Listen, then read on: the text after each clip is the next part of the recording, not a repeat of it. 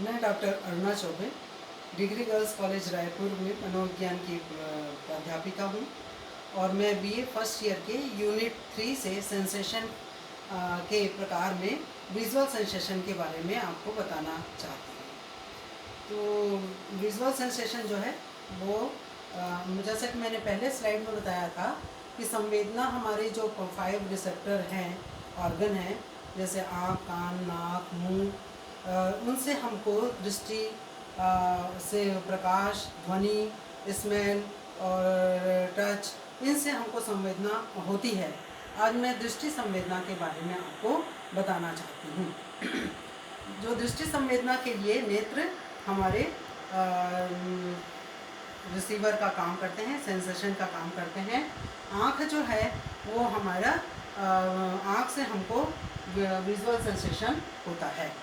Next, तो दृष्टि संवेदना के लिए दृष्टि संवेदना जो है वो नेत्र से संबंधित होती है। नेत्र के माध्यम से ही जीव हम कोई भी व्यक्ति प्रकाश, गति, दीपक की गति, आकार, रंग, इन सब का जो अनुभव है वो हमको नेत्र के माध्यम से ही होता है। बाह्य जगत में जितनी भी वस्तुएं होती हैं वो उसको देखने का काम, उसको अनुभव करने का काम, याद करने का काम हमारे नेत्रों के द्वारा ही होता है। नेत्र से उन दीपकों से जो निकली प्रकाश तरंगों द्वारा हमको दृष्टि संवेदना होती है। कुछ वस्तुएं ऐसी हैं जिससे जो स्वयं प्रकाशित हो रहती हैं वो डायरेक्ट हमारे आँखों को प्रभावित करती हैं, और कुछ वस्तुएं ऐसी हैं जिन पर कि प्रकाश पड़ने पर वो वस्तुएं हमको दिखाई देती हैं।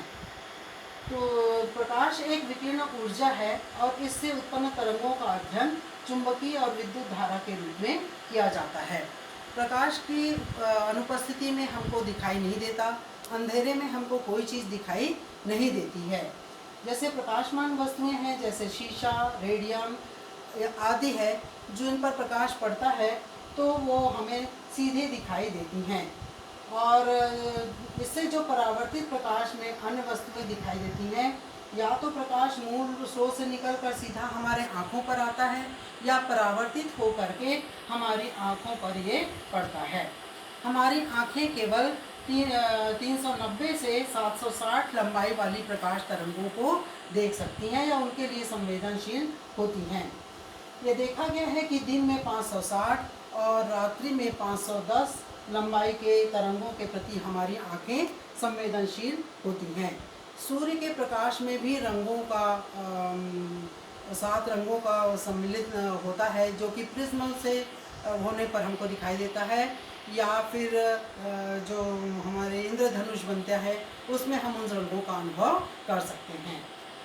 प्रकाश को देखने के लिए हमारी आँख कैसे कार्य करती है, इसके लिए हम पहले आँखों की संरचना पर ध्यान देते हैं। आँख की जो है वो गोलाई है वो 25 मिलीमीटर होती है और इसका भार जो है 7 ग्राम होता है, और यह एक ऊपर से कड़ी परत रहती है, लेकिन जो लेंस के हिस्सा होता है वहाँ पर यहाँ पर वो संवेदनशील या पतली परत यहाँ पर पाई जाती है। ये लेंस के बाजू से ही सिलियरी बॉडी पाई जाती है, जो कि प्रकाश के कम या ज़्यादा होने पर हमारी आँख फैलती और सिकुड़ती है। इसी प्रकार यहाँ पर इन दोनों के जो बाहर का हिस्सा है वो कॉर्निया कहलाता है, और कॉर्निया और इसके बीच में ये आइरिस होता है। यहाँ पर हम स्क्लेरा देख सकते हैं जो द्वितीय लेयर में होगा। पूरे आँखों में जो एक द्रव भरा हुआ होता है जिसे कि विट्रस बॉडी कहा जाता है। आँख के इस भाग पर रेटिना पाया जाता है। इसी रेटिना पर ही हमारे किसी वस्तु को जो हम देखते हैं, उद्दीपक को देखते हैं, उसकी छाया या प्रतिमा यहाँ पर बनती है। और यहाँ पर रॉड्स और कोन्स पाए जाते हैं, जो कि रॉड्स जो हैं जो अंधेरे में सक्रिय होते हैं, और कोन्स जो हैं जो उद्दीपक के रंग आकार का हमको ज्ञान कराते हैं।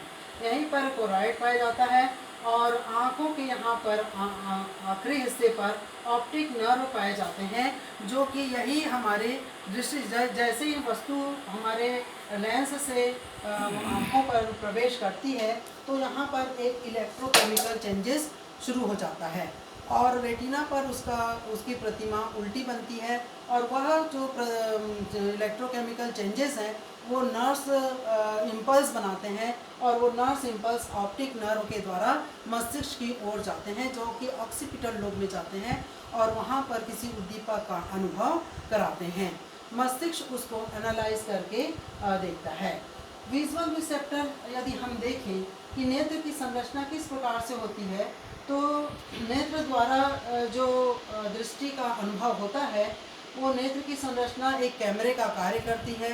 हमें पहले ही बताया कि 25 मिलीमीटर और ग्राम भार इसका 7 ग्राम होता है। आँख के गोलाई में 3 परत पाई जाती है। पहला परत जो है वो स्क्लेरोटिक कोट कहलाता है।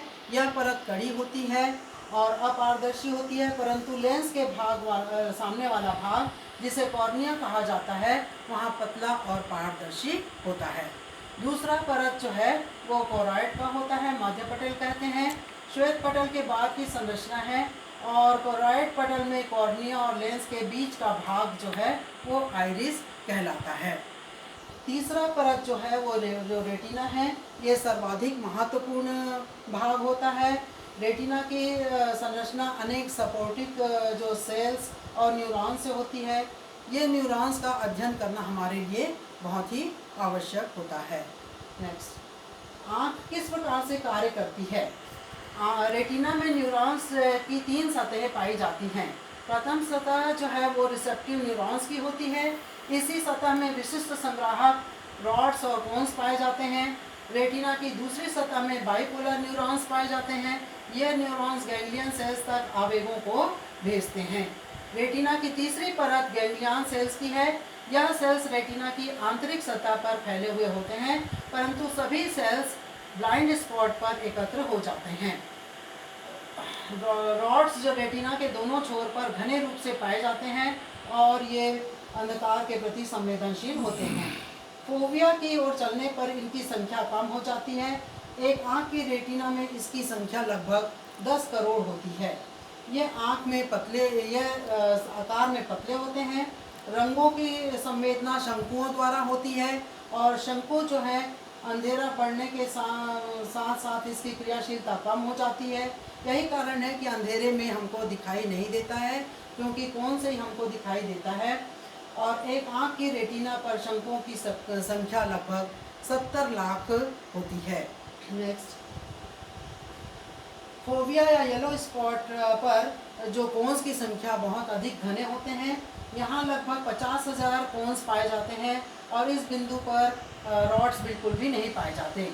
अंधेरे में फोविया निष्क्रिय हो जाता है, क्योंकि इस बिंदु पर रॉड्स नहीं पाए जाते हैं। ये देखा गया है कि दृष्टि क्षेत्र में केंद्र में स्थित वस्तुओं का प्रतिबिंब फोविया के बीच में बनता है। यह प्रतिबिंब स्पष्ट होता है, इसलिए फोविया स्पष्ट दृश्य का बिंदु कहलाता है। फोविया पर स्थित शंकुओं में से प्रत्येक शंकु का संबंध अलग अलग स्नायु तंतुओं द्वारा सीधे मस्तिष्क द्वारा होता है। फोविया से लगभग 3 मिलीमीटर की दूरी पर ब्लाइंड स्पॉट स्थापित होता है। इस बिंदु पर रॉड्स और कोन्स दोनों पाए जाते हैं।